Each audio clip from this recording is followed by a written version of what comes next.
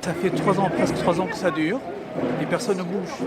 Je parle des autorités internationales, des pays, des gouvernements internationaux et les peuples, bon, de temps en temps, ils font comme ils peuvent, mais c'est horrible. On a parlé du génocide de 47-48, mais avant l'information ne se connaît pas tellement, mais aujourd'hui c'est en direct. Et c'est ce qui me fait mal le plus, c'est que personne, c'est un silence assourdissant, mais c'est horrible. Et ça fait 1000 jours. Vous imaginez, ça fait 1000 jours. Et toutes les conditions de vie, les moindres, les plus simples, les plus basiques à Gaza, sont anéanties. Et c'est ça qui m'écoeure, qui me révolte, qui me fait descendre dans la rue.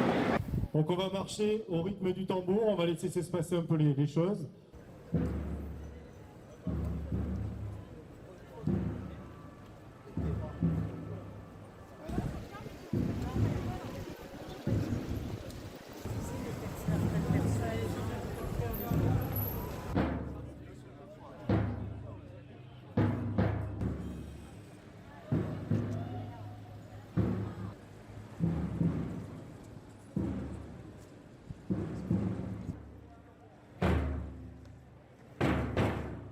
Il faut que ça cesse, il faut que aujourd'hui les conditions dans la bande de Gaza sont insoutenables, les Gazaouis n'en peuvent plus, sont obligés de faire face à des difficultés tout au long de la journée et répétées de manière quotidienne sous la menace des bombes qui continuent à tomber tous les jours.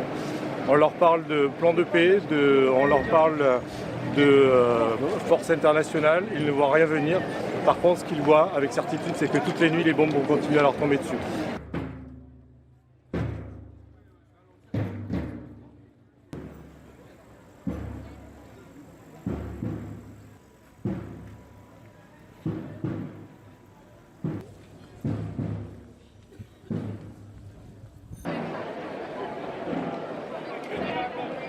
Les massacres des Palestiniens, les génocides dans les terres de Palestine, ça continue depuis 76 ans.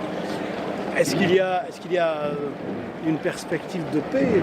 J'ai un grand doute en fait, parce que aujourd'hui le génocide est soutenu par des lobbies des armes et des lobbies financiers. Donc aujourd'hui, en fait, pour quelle raison vous voulez en fait qu'il arrête la guerre en fait, qu'il arrête en plus, transformer la Palestine en première colonie pour l'Occident, c'est ça l'objectif au final.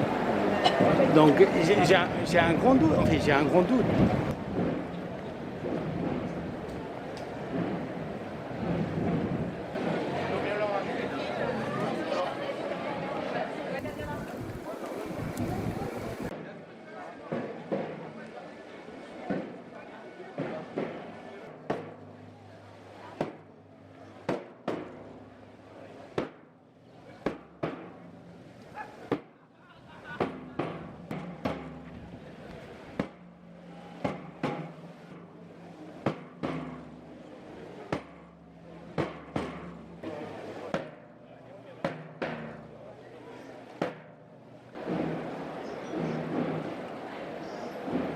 Ça fait 3 ans, presque 3 ans que ça dure et personne ne bouge.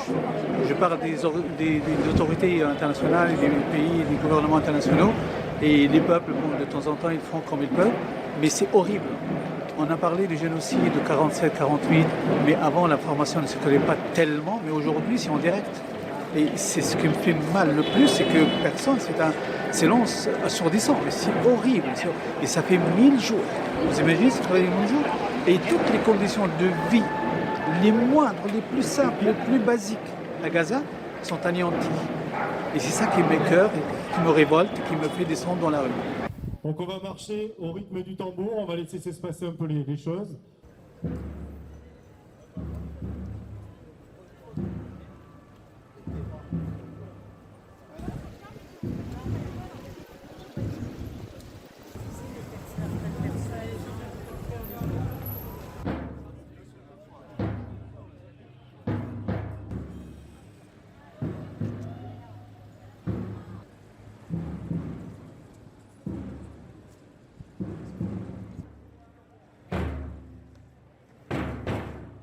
Il faut que ça cesse, il faut que aujourd'hui les conditions dans la bande de Gaza sont insoutenables, les Gazaouis n'en peuvent plus, sont obligés de faire face à des difficultés tout au long de la journée et répétées de manière quotidienne sous la menace des bombes qui continuent à tomber tous les jours.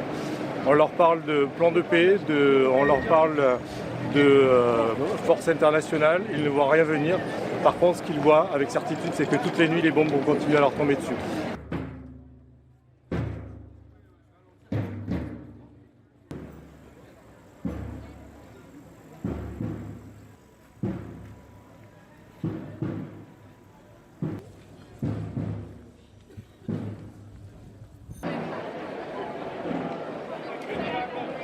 Les massacres des Palestiniens, les génocides dans les terres de Palestine, ça continue depuis 76 ans.